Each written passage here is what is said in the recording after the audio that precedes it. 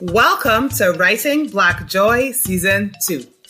I am Sophia Robinson, and I'm a writing coach and an editor and a story listener, as well as the producer of Writing Black Joy, a virtual space that celebrates, centers, and promotes the voices of Black writers and storytellers with joyful and uplifting stories.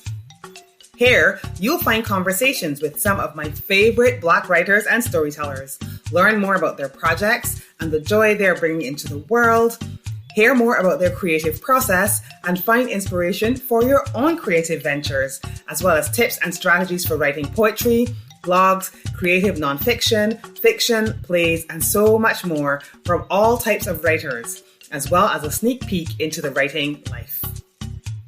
You can even find your next favorite writer, book, poem, play, or blog. And if you are a Black writer who is looking for a coach or an editor to help you bring your joyful story into the world, then click on my website below to find out how to work with me. In the meantime, let's go to today's guest. Today's guest is Dawn Michelle Hardy, and she is the Literary Lobbyist. Dawn is a creative publicity strategist and a staunch advocate for self-published and traditionally published authors. She works closely with literary agents, editors, sales and publicity representatives, and publishers to conceptualize, execute, and track marketing campaign successes. Dawn and I talked about the importance of audience building and several ways you can do that, whether you write fiction or nonfiction, even memoirs. We also talk about self-publishing versus traditional publishing and how to make that decision, as well as the importance of editing, no matter how you're publishing, how to find an agent, how to increase your chances of finding an agent, the landscape of the publishing industry for Black writers and creatives, and so much more. Dawn also talked about a new initiative coming out of the Literary Lobbyist, which is a speakers bureau that brings Black writers and writers of color to speak at historically Black colleges and universities so that creatives can learn more about the publishing industry and the opportunities within it. Now, this conversation is chock full of strategies and advice for writers who want to publish and put their books out into the world. And that's whether you want to have a traditional publishing contract or whether you want to self-publish. And remember, if you want to write a book and you want to work with me as a writing coach or an editor, then head over to my website. Obviously, the link is below in the show notes, and take a look at my services or reach out to me on Instagram.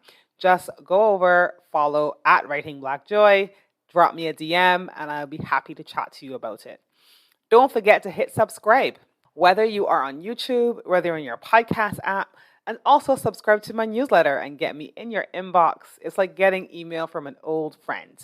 Now, on to my conversation with Dawn, and I hope that you enjoyed this conversation as much as I did. Before we jump into this conversation, I just wanted to let you know how you can support us over here at Writing Black Joy. Firstly, you can join our Patreon community over at patreon.com/Sophia Robinson, and you'll find the link for that in the show notes. When you sign up over at Patreon to support us, you will get the opportunity to join our monthly group coaching calls and workshops that we'll be holding exclusively for Patreon supporters. So come on over and join the party. It's so much fun over there. Other ways you can support us: hit subscribe here on your podcast or over on the YouTube channel. You can also leave a podcast review, like our YouTube episodes, and share us with your friends. You can head over to our website and sign up for our mailing list, www.writingblackjoy.com. Also, follow Writing Black Joy over on Instagram at Writing Black Joy. All of these will be in the show notes. Thanks so much for listening and for supporting our show. Now, let's go to our guests. Hi, everyone. Welcome back to Writing Black Joy. I'm Sophia Robinson, and I'm a writing coach and an editor, and I'm your host, bringing you this podcast, YouTube channel. It's on all kinds of places now, folks. So podcast, YouTube, and on the website. And in case you've wandered on here, Writing Black Joy is a platform where we celebrate and center Black storytellers with joyful stories. Although today I have with me somebody who has a very similar mission, and I'm so happy to bring you Dawn Michelle Hardy. I met Dawn through season 1 guests. I have 2 season 1 guests that I met Dawn through. One was Javasia. So I'll drop her link in the comment to her interview. And there was also Jacqueline Holness. Right. Mm-hmm. So there was also Jacqueline Holness, who is a novelist that I also interviewed in season 1. So I'm going to drop her link in the show notes as well. But Dawn is here today, and Dawn is actually the literary lobbyist. So she is a creative publicity strategist and staunch advocate for self-published and traditionally published authors. She works really closely with literary agents, editors, sales and publicity representatives, and publishers to conceptualize, execute, and track marketing campaign success. For 20 years, Dawn has developed and facilitated multimedia publicity campaigns that drive sales, create fan bases, and land lucrative multi-book deals, garner book awards and industry honors that help leverage the author's success for on-screen opportunities, corporate sponsorships, and paid speaking engagements. So Dawn is the partner that you have when you are an author, you've written a book, or you're almost to the end of the book, and you want somebody to help you put that book out into the world, which is so important. So important. I self-published a book a couple of years ago, and I can tell you, writing a book and putting the book out into the world are 2 whole different skill sets. We have so many authors that have come on the show, and I really wanted to bring Dawn on so we can talk a little bit about what to do next, because sometimes that's a bit of a minefield. So thank you so much for joining me, Dawn. So happy to have you. And I'd love for you to tell us a bit about your work. Obviously, you're a publicist, you're a literary agent, you're a publishing consultant, all the things.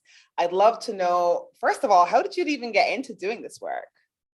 Oh my goodness, well, Sophia, thank you so much for having me on. I'm always tickled when someone wants to interview me, because I'm like, I don't have a book, but I can talk to you about tons of books. I just haven't authored any. So thank you so much for having me on. Honestly, I'm in this publishing industry by divine destination. I worked in fashion. I got my education in college in fashion.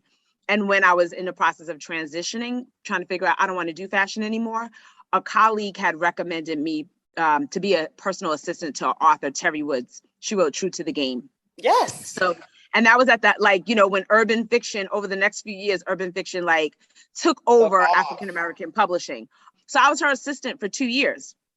And during that time, I basically did everything except write the books: edit, proofread, cover concept, marketing, getting street vendors the book, bookstores the book. So I did everything, and I really enjoyed it. But what I enjoyed the most was the publicity and promotion. So actually helping her set up events, getting her media opportunities, that was the fun part for me. So I worked with her for 2 years, and then I started my own PR agency, and basically sent out one e-blast saying the talent behind Terry Woods is now starting her own PR agency to help self-publish. At the time, it was self-published urban fiction authors, because those were the only authors I really knew personally. And then it kind of took on a life of its own. And I've been in business now 17 years independently, a total of 19 and a half, if you include the time that I was with Terry. And 90% of my clients come from referrals. Oh, that is just incredible. I love that so much. And, I think I can only speak as a writer, as an author. I think for a lot of writers and authors, that the writing process is more of a natural process to us. It comes a bit more naturally, the writing, you have the ideas, that creative process, but the sort of the different skill set that's required to start the publicity, to kind of put it out there, maybe, doing some sort of negotiation, that type of thing. I think quite often we don't even know where to start with that. And so we don't necessarily make the most of the opportunities that we could have, because we don't even know about them. Right. Yeah. So I love that you are doing this work. You said you started out obviously with urban fiction, but do you work with any types of writers now? Is there anyone specific that you work with? Oh, yeah. So over the year, it diversified. I started with urban fiction. So I work with Miasha. I've interviewed Quan. I know Wahida Clark, J.M. Benjamin. So all Shannon Holmes. So all the really Danielle Santiago, all the really notable, I would say top 10, top 15 urban fiction authors. But then 8 years into doing PR, I wanted to diversify. And I had worked with an author who, her name is Sadiqa Johnson, and her debut book, she self-published, called Love in a Carry-On Bag. And she had actually been a publicist at Penguin Random House. Wow. But she was self-publishing her book. So again, when you are in the author seat, even though she had PR experience, she was an author. Mm-hmm. And she just was like, you know what, I need to hire somebody because I don't know if I could do PR for myself in that regard. So her project was so successful, and I compared it to like Love Jones and Mo Better Blues. And from that, I was like, you know what, I want to work more. So now transition from urban fiction, which was kind of like fizzling out, to contemporary women's fiction. Okay. So set in, modern day, things that you would see on TV now, like Harlem, Sex and the City, Run the World, those type of shows. So college educated career women, having issues with family, love, finances, and things of that nature. So I basically diversified my portfolio with that. And then I became a literary agent in 2011 because I wanted to do nonfiction. And I wanted to diversify, work with some people that weren't necessarily people of color. Again, just to have a diversified, book list. Mm-hmm. So I've worked on sports biographies, which I'm an avid sports fan. When I'm not doing book stuff, it's all about the ball. It's football, it's basketball. Like, nice. I'm very much into professional sports. So I did a book on Allen Iverson with a writer from the Washington Post. I did a book on the New York Jets, the Seattle Seahawks. And these are teams that I genuinely like to watch. And then I've done a few essay collections as well. So now my list consists of poetry, essay collections, children's books, fiction, nonfiction, self-published, as well as traditionally published. Yeah. And several memoirs, both self-published and independently. Perfect. And in terms of being a literary agent, is that specifically for people who want to traditionally publish? Yes. If you are looking for a literary agent, it's because you do not want to self-publish, and you want to get a book deal and have somebody else take the helms on that. That's the only reason why you would need a literary agent. Mm-hmm. Okay. Yeah. Well, I want to talk a little bit more about that later in terms of even making that choice. But I'm curious, obviously, this is all about writing Black joy, and I'd love to know your thoughts on joyful stories by Black writers about Black characters. Maybe they're, fictional characters, or maybe it's even the biographies, the memoirs. Why do you think it's important to have joyful Black stories out in the world? Oh my goodness. Simply because, in humanity, we have our ups and downs, but it's not always bad. And there's definitely, I feel like in every person's life, there's definitely more happy, joyful moments than heartbreaking ones. And so to me, when you write a book, you're leaving a legacy. That book will outlive you. Somebody will have it in a used bookstore. Your publisher will continue to print it, but your book will outlive you. So the doom and gloom is always recorded in history. But I feel like for the generations to come after us, they need to see our wins. They need to see our successes. They definitely need to see us in love. They definitely need to see us celebrate the birth of a baby, go on vacation, win the promotion, and just living a good life, because that really is indicative of the lives that we live. And I feel like if you're leaving too much of the negativity behind, what kind of level of hope are you leaving for the next generation? So to me, writing about Black joy is mandatory if you are a writer at some point in time, because you want people to be able to read that and find hope and inspiration from that. They're not going to find hope and inspiration, from stories about genocide. Constantly, exactly. And you know what I mean? So, and I agree. And racial divide. So it's like, okay, can we sprinkle that in with a little bit of sunshine and sprinkles? Yeah, because at the end of the day, like that's, as you said, it's not one of the guests I interviewed recently, but her interview is probably going to be after yours. We were talking about Chimamanda Ngozi Adichie's TED Talk, The Danger of a Single Story, and like having that single story out there of like, this is what the experience is, or this is what the Black experience is, the doom and the gloom. And it doesn't really build an understanding of a group of people if the only story you've heard about them is this one thing. Right. So, it's just such a horrible thing. I mean, even working with some of my contemporary women's fiction authors like Jacqueline Holness, Tia Williams, Sadiqa Johnson, all of their books all have what those three authors' books have in common: The Perfect Find, Destination Wedding. And Love in a Carry-On Bag. Is they all center around a woman and her love relationships. Yeah. While she has career and family and other things going on, like what threads those three books together, you know, me being the publicist for all three books, is that the woman is in pursuit of like the ultimate love. I'm a hopeless romantic. And I love to see that. I love to see when two people initially connect and there's butterflies and they're happy in love.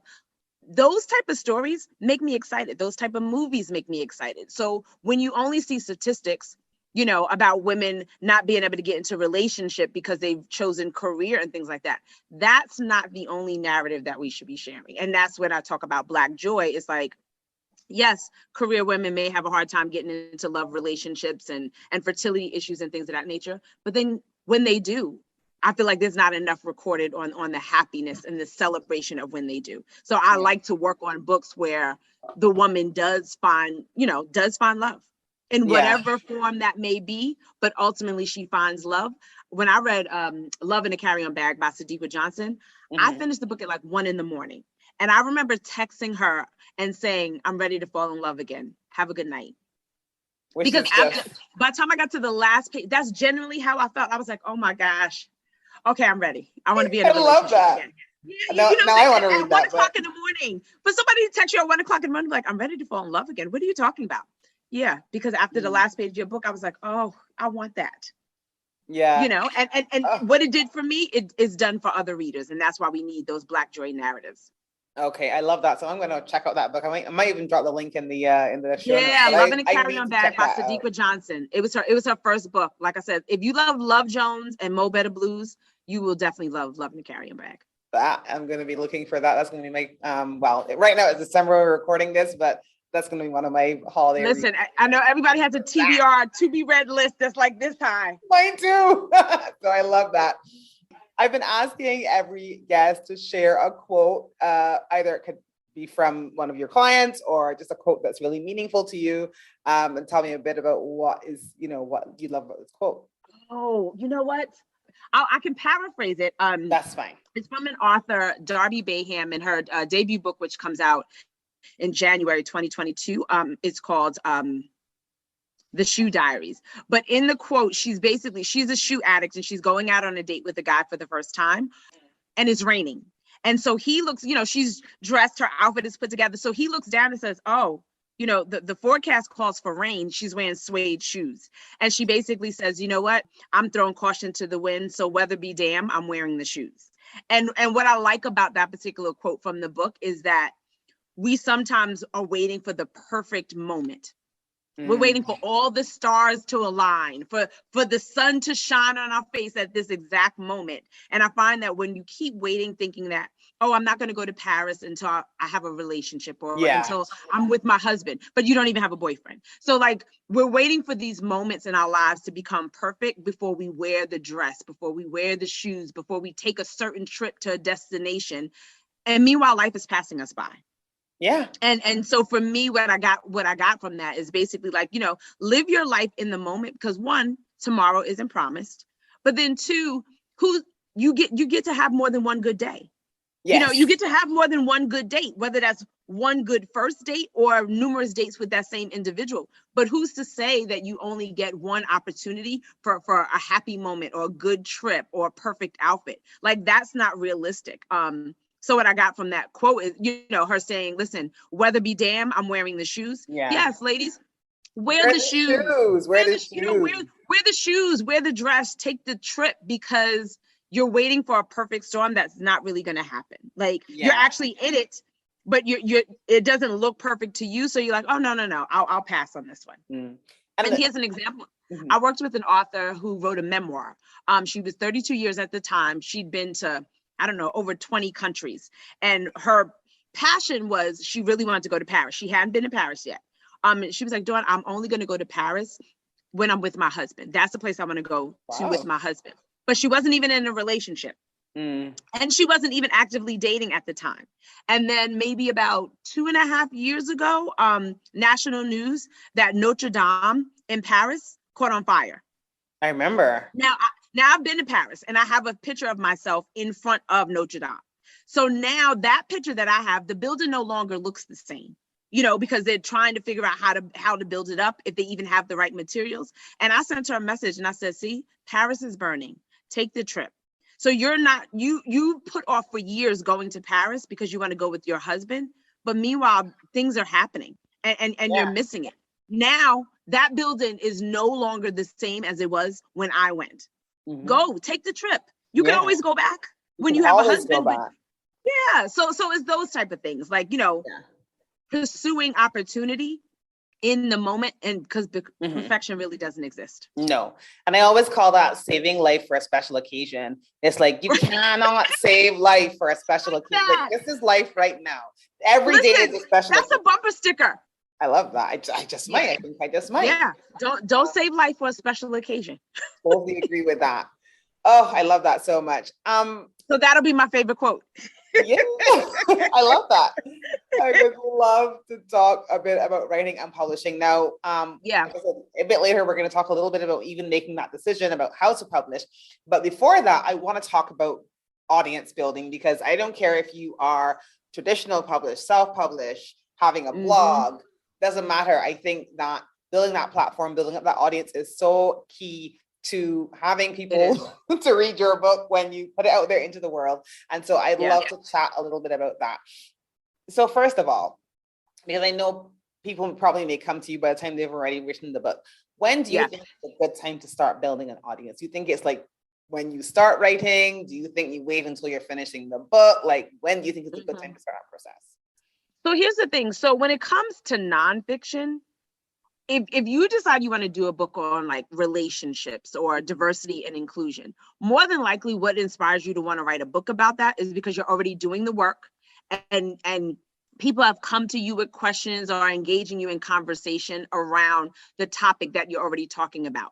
So whether you have a relationship blog or you're a diversity inclusion officer at a company, you're already having those conversations in rooms. There's just no book. So a lot of times when you're doing nonfiction, the book idea comes from the work that you're actually already doing 5 days a week. So you're actually building a platform because you're already doing the work. So anybody who's following your relationship blog, that's now an audience that when you have a relationship book, those will be some of the first people that would support you because they've been following you for years and they love the relationship advice you give on your blog. Same thing if you're D&I, you can then go back to certain companies that you've been a guest speaker at, and now you have a book in the back of the room that when you leave the podium, you can still leave your words and wisdom behind in the book. When you're doing fiction, I still say it's the same thing. Once you decide what kind of story you want to write, the genre. I'm writing a children's book, a novel, fantasy, whatever it is. At that point in time, you need to start finding out who are the people that would be interested in reading this book. So even while you're writing it, you need to figure out like, okay, what blogs are they on? What writing groups are they a part of? Are they on Goodreads? Are they on a platform called Wattpad? And the reason for that is even during your writing process, maybe you may get to the point where you need a beta reader. You can then go to some of those people that already like to read fantasy and ask them to become beta readers. Why? Because they read so much fantasy already. So they can give you an honest answer because they're already immersed in that genre. So whether you're doing fiction or nonfiction, I always tell people you should be creating a platform either while you're writing the book or once you decide that you want to write a book and you know what you want to write it on. So even if a person is doing a memoir about parenting. So I was going to ask, if you're doing a memoir. Yeah. So even if a person is doing it, so now memoir, that's about your life. So it's like, okay, how do I build a platform around talking about something that happened to me? Once again, everything is in the category. So I worked with a woman, Marianne Howland, and her book is called Warrior Rising. And it was basically about how she, as a single mom, got 4 men to serve as lifelong mentors to her son, because by the age of 13, she realized that as a mother, she could not teach her son how to be a man. She needed men to do that. So she went to other men. So with her, in that case, telling her and her son's story, because he was born premature and things of that nature, but also just serving on parenting platforms and mommy blogs, sharing the story of her and her son, because there are a lot of single mothers who have sons. And at that puberty age, you're at the fork in the road where you're like, okay, I'm about to yoke this little one up, by the collar because I don't know what to do, because that's really the season where a man really needs to step in. Yeah. And because but you may not know how to execute that. To do that. And because boys look to men for that example. So yes, you're their mother and you're providing a great, you think a great foundation, but they're looking at you and they're like, yeah, but I'm not gonna be a woman, I'm gonna be a man. What are men doing? So that's the time that intervention. I gotta buy that book for some people. Oh my God. Listen, and she gives so many resources, and they did a rite of passage ceremony and everything. So in her building her platform, one, she was already a professional woman, and people knew her story about her son because he was premature and things of that nature. And that she was a single mom. So it was a really rough journey in those first few years of being single, being a professional woman, being the breadwinner, but having a son who has illnesses and handicaps. And so people knew the evolution of her story. But again, you can share your personal story with people that you know along the way. And then when it was time for her book to come out, she did Parenting Magazine. She did a lot of mommy blogs and podcasts and things of that nature to basically share the advice. So even with her, you're not the only single woman with a son. So what you need to do, her content was basically sharing her journey as a single mother and offering advice. And again, that was something she was able to do once she decided, I want to share my story. And also part of her book idea came from sharing it with people and people saying, oh my God, Marianne, you really should write a book. Yeah. So, it wasn't necessarily one day I'm going to write a memoir about what me and my son went through. As people got to know her in business and nonprofit settings and just her living her life, and the same thing with her son, they were so impressed by what she had done as a mother that people would say, you totally should write a book about this. Yeah. And then comes the memoir.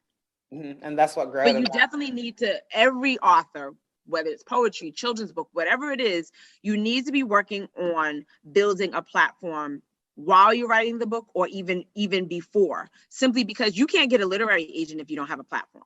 And you can't get a traditional publishing deal without a platform. And if you say, okay, well, I don't want either one of those, I'm going to self-publish, you still don't have the audience that's going to buy the book because you haven't taken the time to build a platform. So when you don't build a platform, I describe it as going into an auditorium, stepping onto the stage, getting into the mic and preparing to give a presentation, but there's nobody in the room. Wow. So your PowerPoint is ready to go. Yeah. You look beautiful, but there's absolutely no one in the auditorium except for you, because you never took the time to let people know that I have knowledge and I speak on this particular topic and I'm going to be speaking on this particular day. So you just showed up with your book and saying, okay, I'm ready to talk about it. Yeah. To who? Didn't invite anybody into the room. And you, like, I know you obviously said this, but I just want to reiterate this. You think this also applies to fiction writers who even want to get a traditional publishing deal? Because I know a few fiction writers who, have been looking for agents for a while, but I think they were so focused on the writing process that so with fiction, here's the thing. So if you're writing, a book like Destination Wedding, her platform, Jacqueline Holness, her platform in writing Destination Wedding was that she was already just writing. She has a very busy blog. She blogs. Right. So she has a blog. She had done nonfiction stuff, but she also interviews celebrities and stuff like that. Yes. So even if you're writing fiction, at that point, it's really just getting your name out there for people to say, oh yeah, I remember that article, or for you to share and say, here's a sample of my writing, here are 3 interviews that I did in 2018. So it's really writing and getting it out there for somebody to see. And like I said, most times people start with blogs, but there are platforms like Medium and Thrive Global where you can set up platforms and your own page and write there where there's already a community, so more eyes are on it. But you really need to have your writing out there. It's not about have you publish other novels. Maybe you submit for short story competitions, which is really helpful when you're writing a novel, because if you win, the publisher is definitely going to put, winner of the 2017 short story fiction prize, for whatever. They will put that in your bio or put that somewhere in your press materials. They love that. And And other platforms, I know there's one called Vocal. I have a client who writes for Vocal, and she writes a lot of her fiction on Vocal.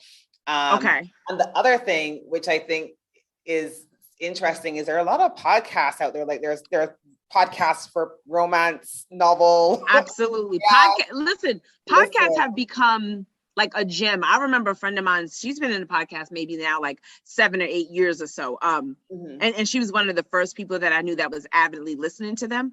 But because there's a podcast on pretty much every subject under the sun, those podcasts, they are building an audience for people to tune into their show. So by you being a guest, just like what we're doing now, by you being a guest on that podcast, whoever is already following your series will now get to know about that particular author. So even doing podcasts before the book comes out and just sharing the journey or sharing the subject matter in which your book is going to be about, that's a way of building an audience. People just need to know that you exist and that you like to talk about certain topics that ultimately will be topics in your book.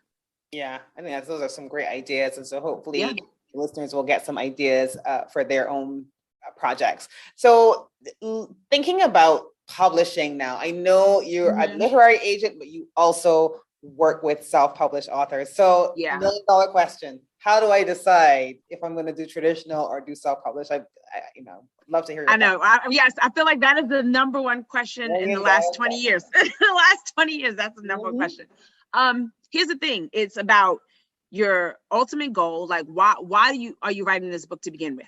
Are you a PhD candidate and you're writing this book because you need this on your CV and career-wise, it's going to be a bump for you and you want to do speaking engagements? Are you writing this simply because you've always had the dream of writing and you just want to see the book out? Are you writing a book about your grandmother because you want to have it at her 100th birthday at the family barbecue? So you first got to figure out, why am I even doing this? Because this is not something that any of us has to do. So if you're writing a book, it's something you want to do, not something you have to do. So once you decide on why you're writing it, ultimately that is going to determine, okay, how soon do you need the book available? And then what resources do you have? Because if timing is of the essence for you, then self-publishing is going to be the best option, because traditionally published books take about 18 months minimum on average, 18 months to anywhere between 2.5 years, depending on the type of book. So if you want something coming out summer of 2022, self-publishing is the only option on the table as of December 2021. Right now, yeah. Okay. Yeah, there is no other way to get the book out that fast. So ultimately decide, why am I even doing this? Do I want to publish a book because I'm a good writer? I have bylines in Cosmo and Elle and, medium.com. And now I basically want to get my work out there and I want to get a big deal and people know me and I want $100,000 deal so I can buy a house. There's no right or wrong answer. And so I always ask authors, well, first tell me why you even want to write the book, because ultimately that's going to determine which road you take. Yeah. But money and time are two factors that if you decide to self-publish, having the time and then having the money and the resources to actually publish properly. Yeah. Because ultimately, if you choose traditional, you'll get a literary agent, but that can take months. That could take a year sometimes.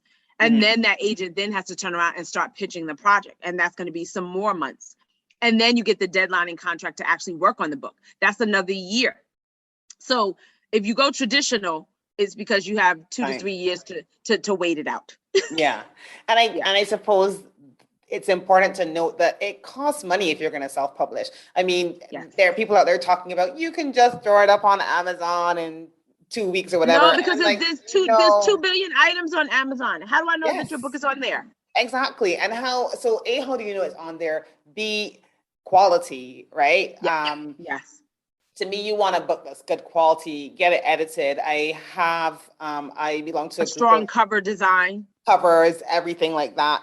I belong to a group of editors, and I'm also going to be chatting to a couple of editors as well, because I think I've met a lot of writers who are almost afraid of the editing process, who think that they're going to lose their voice and they're going to lose themselves in the process. But it's like, you can't edit your own book because you're too close to it. So the key is picking the right editor, but then there's going to be a cost for that, right? Yeah. So, I want to share, for those who are like, I don't know if I want somebody to edit my work. I have a great story. So Sadiqa Johnson, the author of Love in a Carry-On Bag, like I said, she self-published that first book. She went through 9 rounds of edits with her editor. 9 rounds. again, this is somebody who had already worked at Penguin Random House. So she worked with B.B. Moore Campbell, T.D. Jakes. So she wasn't new to the publishing experience. She just was a publicist who now was self-publishing a book. But she went through 9 rounds of edits. And when I worked with her, I always had her share that story. I said, because think about it. If you go through 9 rounds, by the time you get to 3 or 4, you're probably thinking, okay, this is great. I'm done. And then your editor comes back to you with round 5. And you're like, oh, okay. You get through round 5. Then she comes back, okay, so we need 6. By 6, you're kind of looking at her like, all right, now you're starting to get on my nerves. You go through 6, she comes back with 7. By the time she comes back after 7, you're definitely probably cursing her out. And you still go to 8. And then ultimately 9 is where she says, okay, now this book is ready for market. 9 rounds. But you know what? Sadiqa wound up winning 3 awards for that book. Her writing improved. Her writing to me was already great, but her writing improved so much from those that when she started working on her second book, that same editor, when she finished editing that book, she said, wow, your writing has improved. This book is so great. Let me share this with a friend of mine who's a literary agent. I think we can get you a deal. And Sadiqa was already determined and prepared to self-publish book number 2, but she never had to. That book number 2 was picked up by a literary agent. It went in an auction, which means that more than one publishing company wanted the book. And the book came out in hardcover, and the book was called Second House from the Corner. And she was published with Thomas Dunn, which is a division of St. Martin's. And then her next book came out after that. And then there was me. And then her most recent book that came out in 2021, her first historical fiction, The Yellow Wife. So she's had 3 books, 2 in auction, simply because she went through 9 rounds of edits and became a better writer after self-publishing book number 1. Yeah. So she's the ultimate success story I share when it comes to embrace the editing process. Your editor is going to make you a better writer. Yeah. And now her life is completely changed. Her historical fiction was voted by Oprah Daily as one of the best historical fiction books of 2021. Which is she couldn't have dreamed that when she was going through round 5. Round 5 and round 6. And I think that's the thing, like, it's not just about being able to write. I think editing really does improve your writing. It improves your how you phrase things, how you articulate yourself. The order in which you put things. It could be a developmental edit. It could just be copy edit. But I think you need that outside lens of a professional who knows what they're doing to really. And it's developmental editing is what every author needs. Because whatever your first draft is, whatever your second and third draft is that you do on your own, by the time you send it to an editor, they're looking at it and their whole job as a developmental editor is, how can I make this a better reading experience? Yes. Not for you, but for the people that you wrote this book for. So whatever their criticism is, they're a fresh set of eyes. And they're like, oh, you know what? This is good, but you should have mentioned this earlier on in the book. I feel like if we would have known this, we would have been rooting for this character more had we known this earlier in the story. By this point, people, aren't loving your protagonist, but it's simply because they didn't have empathy because they didn't know this fact. So you should probably move that up to the beginning. So that's what developmental editors do, is to help make your work a stronger version of itself for a better reading experience. Yeah. And the other thing I will say, as just from the perspective of an author, is that sometimes you don't know you think you know what the book is about when you start writing, and by the time you get to the end, the book is about something entirely different. And to me, I know it sounds crazy, right? But it's so true. And I think that is sometimes you forget, you've kind of gone through that process, but the reader is not going through that process with you. The reader is picking up afresh. And so the editor is there to say, okay, you started the book talking about one thing and you ended the book talking about something else. How can we bring this together? How can we make this coherent? How can we make this cohesive? And you don't know that because you've already traveled in your mind. In your mind, exactly. So even when it comes down to like the last stage of editing, which is like, proofreading and just having people proofread, even with that process, because you've been with the book from day one, you know that this author's, that the protagonist's name is spelled a certain way, or that this town is spelled a certain way. So you begin to read it and see it correctly because it's in your mind. You know what it's supposed to be, even if there's not that on the page. There's typos. So you need proofreaders because they're fresh eyes and they're like, okay, well, did you mean to spell her name with a Z instead of an S? In your mind, you know how it's spelled, so you see it spelled correctly. And only a proofreader is able to bring that to your attention. Like, okay, is this a typo or is this intentional? And you're like, oh, no, that was a mistake. But you didn't see it as a mistake. You and I can sit at the same desk and go page by page and circle all the errors, and we won't have the same thing circled. You're not going to circle what I circle simply because you're reading it correctly, because in your mind, you know what it's supposed to be. But on the paper, I'm seeing what it is, and it's not what you thought it was. And that's what proofreading is about. Yeah. Making sure that whatever's in the author's mind is actually on the page, because you will read things correctly simply because you know what it's supposed to be. Mm-hmm. And that's why every book in print has a typo in it. Of course. Yeah. Of course. Every book in print. I remember when I became a literary agent, someone told me that. They was like, no, Dawn, like, because it's, we're humans and people can go over a book 1,000 times. It's the human eye and the human brain. And there's a disconnect at a certain point. So every book has a typo in it. But again, the as few typos as possible, it just makes for a better reading experience. So even hiring someone to proofread or having a team of friends or beta readers proofread really is your last line of defense to say, okay, the book is written well. We had developmental editing. We went line by line and made sure that every sentence in the book makes sense. Because again, if you're writing a paragraph, you know the gist of the message in that paragraph. Mm-hmm. But now if you read each line, does each sentence in that paragraph actually make sense? Mm-hmm. Because the paragraph might make sense. Like, oh yeah, okay, wow, that was their first date. But if you go line by line, what does the third sentence really mean? What are those words that you put together? And I will tell you. What does that third sentence mean? And that's line editing. And that's line editing. The third sentence in your paragraph doesn't make sense. What are you trying to say here? Mm-hmm. And one thing I will say, I discovered that I've been blogging for a few years now. And when I started doing audio recordings of my blogs, all of a sudden I realized I'd written something and I'm like, this doesn't even make sense.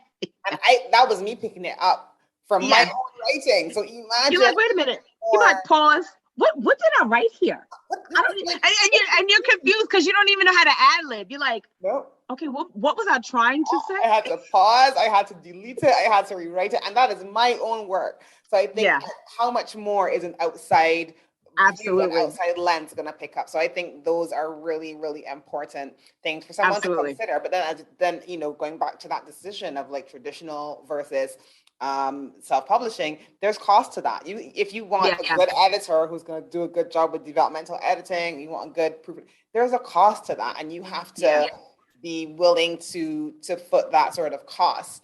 I'm curious. I'd love to know a bit more about getting an agent. It always sounds like this mysterious thing that you were talking about. I'm just people think it's like the Wizard of Oz. It's not. The Wizard of Oz. I'm going to get an agent. Like I'm going to go to follow the yellow brick road. Like what? Tell me about that.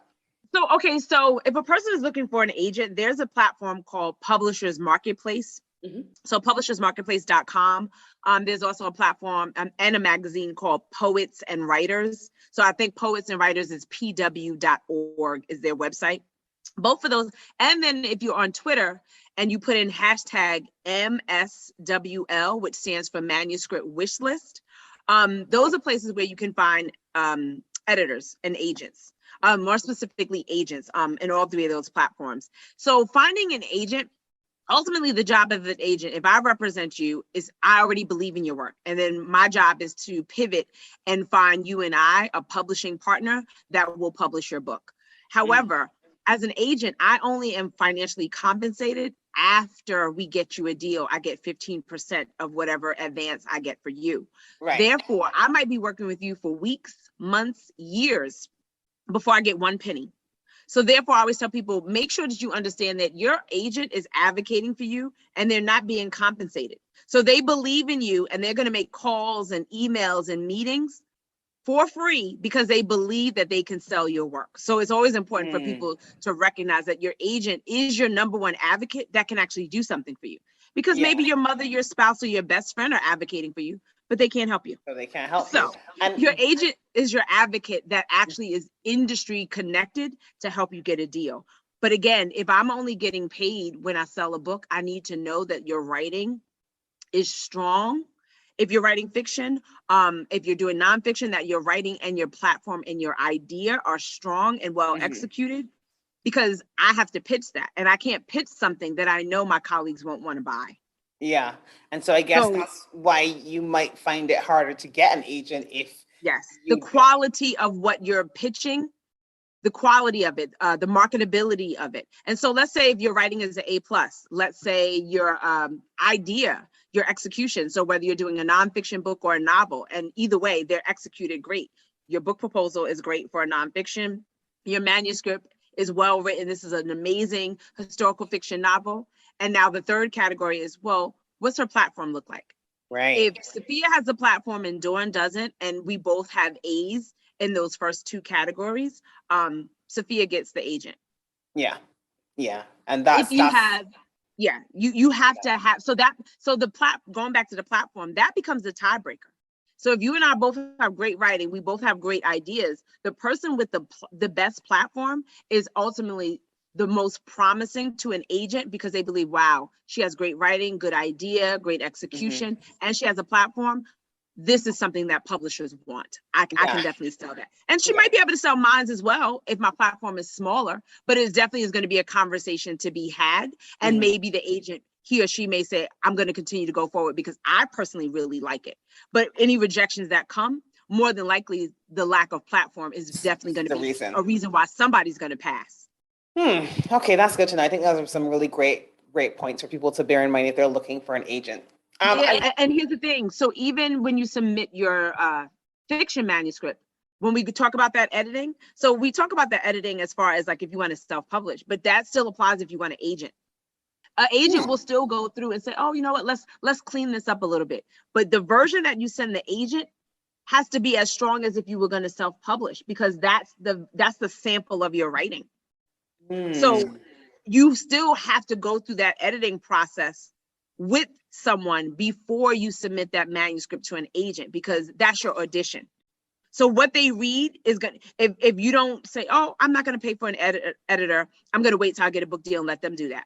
And your writing is at like a C+, that's the reason the agent's like, I can't represent you, because they see you as a C+. But if you work with an editor and you get it up to an A-, they're like, oh my God, this is great. Because ultimately, whatever editor decides to acquire your work, the publisher is going to do editing anyway.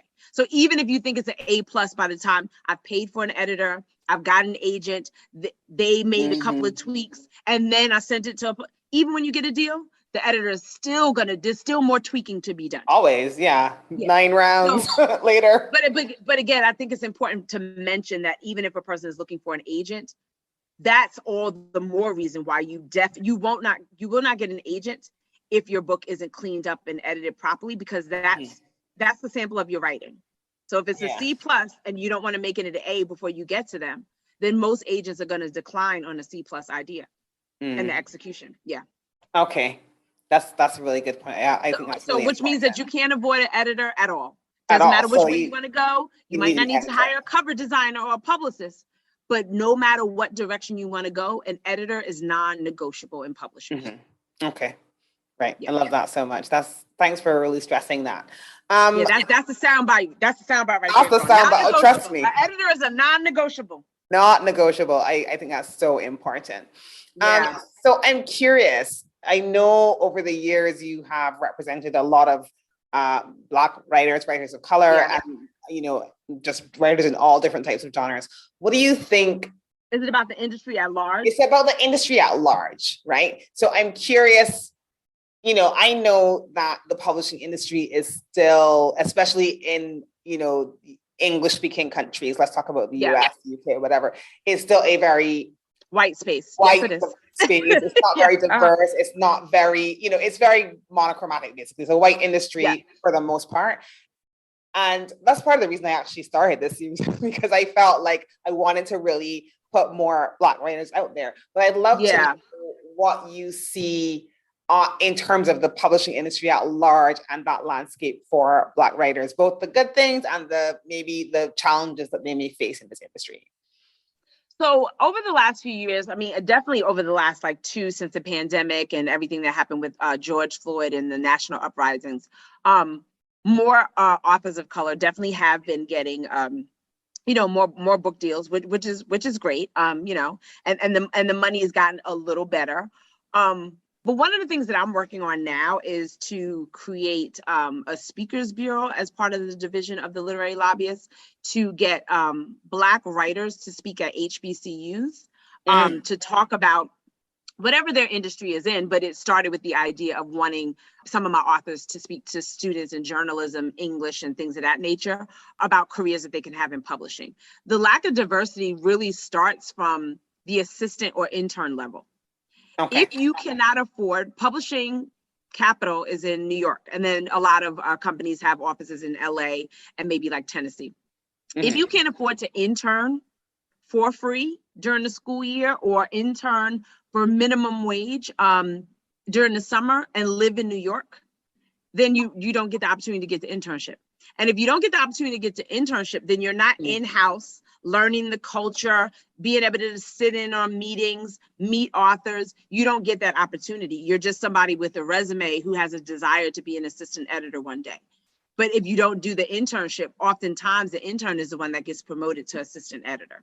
Yeah. So the lack of diversity starts literally at that first foot in the door. So for me, I think that it's important for Black authors, Black publishing professionals to go to HBCUs and even PWIs and speak to Black students about the career opportunities. So if you're a graphic designer, there's opportunities for you to do cover designs. If you're communications, obviously you could be an in-house publicist, social media, marketing. But if Black students don't know about these roles and don't hear from Black people in these roles, then the next wave of new hires are not going to look like us. So ultimately, for me, I believe that it really starts with that junior level, and they just need to know that there's opportunities in book publishing, and they need to hear about those opportunities from people of color. Yeah, who are in those roles, who are already in those roles. Yeah, so it definitely starts there on a basic level. Like, no one is going to invite you to dance at the party if you don't actually come to the party.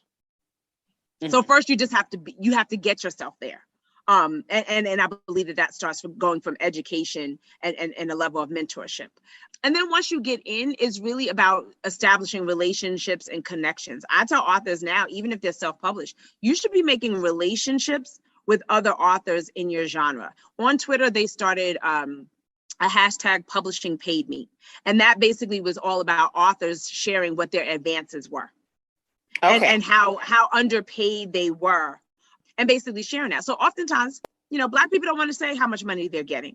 No. But because somebody decided to get that hashtag going and it became a national conversation, articles were written about it. Now people are able to say, this author only got this, but her white contemporary got this. So now you as an author are more empowered. Your agent is more empowered to get you more money. And ultimately we want to be paid well for the work that we do. So again, I think that anybody who's a person of color in publishing, yes, we want our white allies to help and find and hire the best candidates for the job. But I also believe that any person who's a person of color in publishing, whatever their position is, so whether you're an author, publicist, editor, graphic designer, you have to talk about what you do and invite other people to join into that industry. And again, I believe it starts with students, and that's why I'm starting the HBCU Speakers Bureau, simply because if the next generation doesn't know, we'll forever be at that 1%. Yeah. Like if you're a graphic designer or an illustrator, has anybody ever talked to you about getting into children's books? There's a lot of money to be made for illustrating children's books, and then that can become merchandising. Like, when people love the illustration of children's books, then we see dolls and things. Think about Dora the Explorer and the franchise that came from that. Whoever illustrated that is being paid for all of the things that come from that. That could have been a graphic designer at Jackson State. You know what I mean? But again, if somebody in publishing who does that has not had a conversation with those students, then maybe they're doing it for another company, but ultimately they never even considered working in book publishing, doing children's book illustration, because no one has ever told them that it even exists. Yeah. And I think sometimes a part of the issue when you have an industry that is so white and so monochromatic, is that sometimes you don't even see yourself there. You don't even think to yourself, like, you may think, rightly or wrongly so, that there's no opportunity there for you. And so then that cycle just keeps perpetuating. Right. You're thinking, oh, Black people don't do this. Yes, they do. Exactly. We do everything that everybody else does if that's what we want to do. Yeah. But again, if you don't see somebody doing it, you think that it's not open to us to do. And that's why I'm like, you know what, you guys, we have to, whatever you're doing. Like, I have a client who is doing some ghostwriting now. And she was like, oh, I didn't even realize that ghostwriting was a thing, that I could actually get paid writing other people's work. Because her thing is, she does her own writing. And I was like, yeah, there's checks to be made. Do you think what celebrity do you think wrote their own memoir? When does Viola Davis have time to do that? When does Will Smith have time to sit down and, you might journal some things, but come on. Yeah. When did Gabrielle Union have time to sit down and write 2 books in the last 3 years? So again, that's a check waiting for somebody that is graduating Howard right now, who probably has a blog. They write for the school paper. They're an excellent writer. They have a couple of relationships. They don't even know that they could make hundreds of thousands of dollars writing celebrity books. Yeah. They don't know that they don't know, because no one has actually come to them and said, oh, well, if you're not interested in authoring your own book, there is lucrative money to be made by being a ghostwriter. Yeah. For high level executives, for celebrities, for athletes, for politicians. Those people don't write their books. They don't have the time to. Even if they're good writers, they just don't have the bandwidth to do so. No, and then there's even opportunities within other fields. Like, I know, medical doctors are writing a book. Oh my God, yes. A lot of my clients write like medical journals and stuff. Journals, all those things. There's so many opportunities out there. I'd love to know, what's your proudest moment been throughout these last 19 and a half, I think you said, years? Oh my gosh, don't even make me choose one. Let's see. Let's have 1 or 2, if you don't have to choose one. But No. Okay, yes. Proudest moment. Okay, let me think. Okay, well, you know what? I would have to say, I've worked with a gentleman named Tracy Syfax, and he has a memoir, From the Block to the Boardroom. So Tracy, as a teenager and then in his early 20s, he had been incarcerated. So he did two stints. And when he came out, he was like, you know what? This time I'm not going back. So he wrote his story about what he did to keep himself out of prison and how he became an entrepreneur, gave tips in the back on interviews and where gentlemen can find suits and things of that nature. And he really became an advocate for ending recidivism. And he spoke in front of Congress to talk about ban the box, which is basically when you fill out a job application, it asks, have you ever been convicted of a felony? Yeah. So if you're honest, so when you're honest and you check that box, your application goes in the garbage. It doesn't matter what's on there after that. Once that box is checked, they don't even look at it. So he spoke in front of Congress with Congressman Cory Booker to get that removed from job applications nationwide. He also then was honored at the White House as a champion of change because they actually every year do a theme. And that particular year, it was people who advocated for to end recidivism and to help people get second chances in life. So when I look at Tracy, he self-published his memoir, and I was his publicist for that.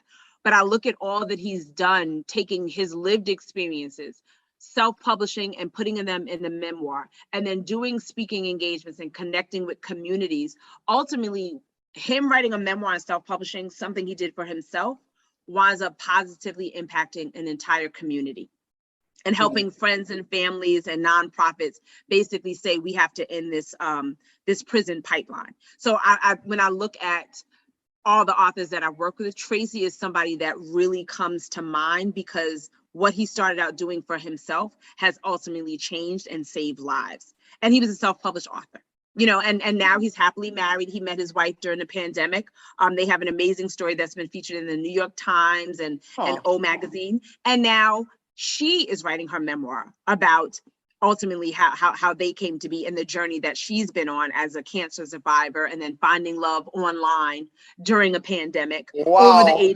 over the age of 50. So when I look at him and just knowing that, sometime in 2022, his wife is going to have a memoir out. So now looking at where he started, all that he's done, and then meeting this woman and now helping her get her book out there into the world, he's definitely someone that pays it forward. You know, and so yes, Tracy Syphax, the book is called From the Block to the Boardroom, but I would definitely say he is definitely one of my strongest relationships to date. But I'm so godly proud of him. Godly proud of him. Yeah. Oh, that's an amazing story. I think I'm gonna drop all these books that you're recommending. I'm just gonna put them on the website because I love these so much. I'd love to know, what advice would you give a writer who is thinking about either writing a book or who's written one and who wants to publish? Like, what maybe one or two pieces of advice that you would give them from all of your experience working with authors over the years? Yeah. So two sound pieces of advice that, again, will apply whether you're independently published or you go the traditional route. One is you really got to just do your research. So even if you want to go traditional, you still need to research agents. You need to research the type of deals that people are getting in your genre. You know, what type of books. You need to know the best sellers in your category so that you can compare and figure out where you fit in the industry. So every author needs to research. If you're self-publishing, you need to research and make sure that you understand the proper platforms to get your work out there. You know, is Kindle and Amazon and Ingram Sparks, what changes they make? So doing research will save you a lot of money when you're self-published. And then the next bit of advice I would give is don't allow yourself to emotionally connect to criticism. Criticism, whether somebody gives you a 1-star review or a 5-star review, that 1-star review is valuable because you need to know what people think. Now, you may not agree. I had an author who received a 2-star review when most people were giving her 5 stars. And for months, she harped on that 2-star review. She just couldn't stop talking about it. And I was like, you didn't write this book for that person. Like, don't obsess over this 2-star review when you have hundreds of 4- and 5-star reviews. But again, I think writers, you know, like Erykah Badu says, we're an artist, we're sensitive about our stuff. Of course. Don't let the criticism, because you're going to get reviews, you're going to get people to post in your comments. If you know that you're putting your work out there, first of all, putting your art out there is a form of vulnerability because you are opening yourself up to criticism. But none of us are right about everything all the time. So you take what you think might be applicable to you, and then the rest you just toss out, just like they tell celebrities. Don't read the comments, you know, on these blogs and things of that nature, because it'll take you down a rabbit hole and make you feel horrible about yourself. Yeah. So as a writer, I would say emotionally separate yourself from criticism. And ultimately, if you want to be a best writer, a strong writer, if you want to be a best-selling author, then every form of criticism, even the bad stuff, there might be a sprinkle of validity to it. And if it's just straight trash, then throw it out as such. But don't let criticism, you know, don't let that seep into your brain and create imposter syndrome. Yeah, so and derail you. Yeah. So I think that researching and accepting criticism just for what it is, an opportunity to improve. Yeah, I love that. So those, I feel like because those are things connected to a mindset. All the rest of the stuff, there's always going to be someone like myself teaching you, and there's courses and things that you can take. But those two things, those are mindsets. You have to have the mindset to research and say, I'm really doing this. I really need to learn as much as I can before I spend money and put myself out there. And then just being able to separate from the feedback that you get emotionally. Yeah. You know, and if you can do that, I think everything else along the journey, you know, will be eventful and a great learning experience. And most oftentimes than not, it'll be a pleasant one. Good. I love that. Those are really great pieces of advice. Before we wrap up, tell us about Publishing Your Pajamas. I love that. I love that name. Okay. And I've been curious about it ever since I saw it. So tell us about Publishing Your Pajamas. Publishing in Your Pajamas is something that I created because I had a heart for aspiring writers of color specifically. As an agent, I would go to conferences. People would pay to have me come and speak and teach and things of that nature.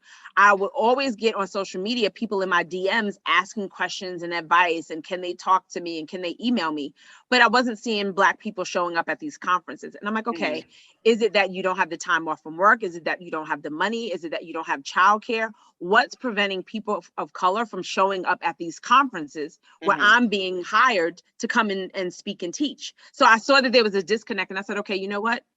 if you don't have to worry about childcare, if you can stay at home, not have to worry about travel and hotel and still learn. So I said, you know what, how about we just stay in our pajamas and you can stay home and learn. So I basically started the conference in, what was it? I think 2018, 2019.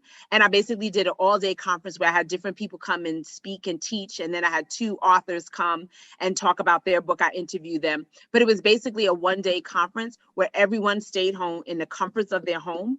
Because if you don't have the resources to come to the information, travel. Listen, stay in your PJs, get yourself some coffee, eat your pancakes, and just get a notebook and be ready. And so that's something. And I started this pre-pandemic. So then obviously we go into the pandemic. Everybody was in their pajamas during the pandemic. I started this 2 years before the pandemic.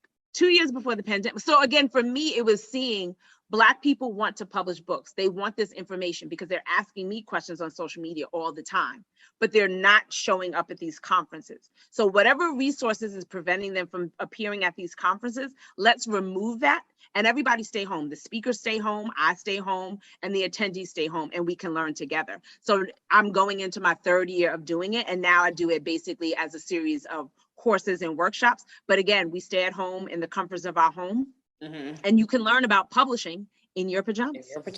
And I love that because I'm in Barbados, and what would quite often happen is that I just can't you can't come to the all States. The way exactly. to the States just for, that's not always possible. Sometimes it is, but sometimes it isn't too. And so I love the pandemic for that. I feel like I made so many, even our international relationships abound during the pandemic. Yeah. And even Javasia, who I mentioned earlier, her community, I was able to join that when she moved it online. Birmingham. Nice. Right, exactly. So to me, having that online platform is just, personally, I think it's awesome. What are the dates? Oh, so we have a workshop coming up in January 13th, and then I think January 20th. So there's one on children's book publishing, and then there's one on memoir writing. They will be available for replays, and the website is publishinginyourpajamas.com. And then throughout the year, I'm going to continue to add more, but we're starting the month of January off with children's book publishing and marketing, and then how to write a memoir.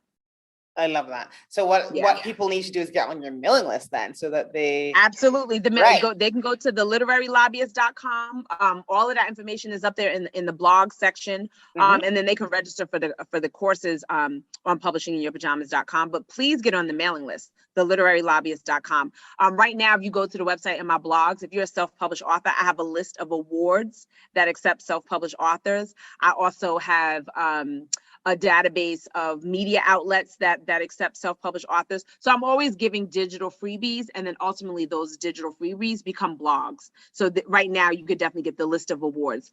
And this year I've had 3 authors win 4 awards. Love it. That's so good. Yeah. So every year for the last 9-10 years, I've had indie as well as traditionally published authors win awards. So a lot of those awards are on that blog post. So I definitely encourage people to check that out. Oh, I love that. So go over to literarylobbyist.com, check it all out. How can we follow you on social media? The Literary Lobbyist on Instagram. On LinkedIn, I'm going to be very active on LinkedIn in 2022. Dawn M. Hardy. You can find me on LinkedIn as Dawn M. Hardy. My whole name, Dawn Michelle Hardy. And then even on Facebook is facebook.com/The Literary Lobbyist. Okay. So if you put in The Literary Lobbyist on social media platforms, even on Twitter, it'll bring you to me. Okay, I love that. Thank you so much for dropping all knowledge, wisdom. This has been I think it's going to be such a great resource for. Oh, thank you. And if anybody wants a publicist, an agent, all the things that Dawn does, go find her on social media, find her on her website, follow her, not in the stalkery kind of way, but but here's the thing. So I also offer consultations. So when people go to the Literary Lobbyist website, they can go in the drop down menu and actually schedule a consultation. And I talk to people specifically about, what it is that you want to do, what challenges you're facing, and then I actually give them real life resources. So when the consultation is over, you know exactly what to do the next time you get on your computer. Yeah. Love that. Well, again, thank you so much, Dawn. You're welcome. All of my guests that I've had so far, I'm like, I want to have them back.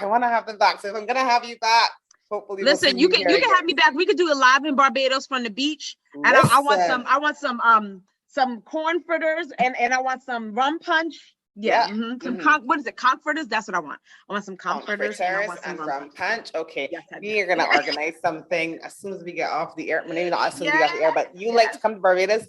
Next time we got to do this live for sure. I would. Oh my goodness, girl. Yes.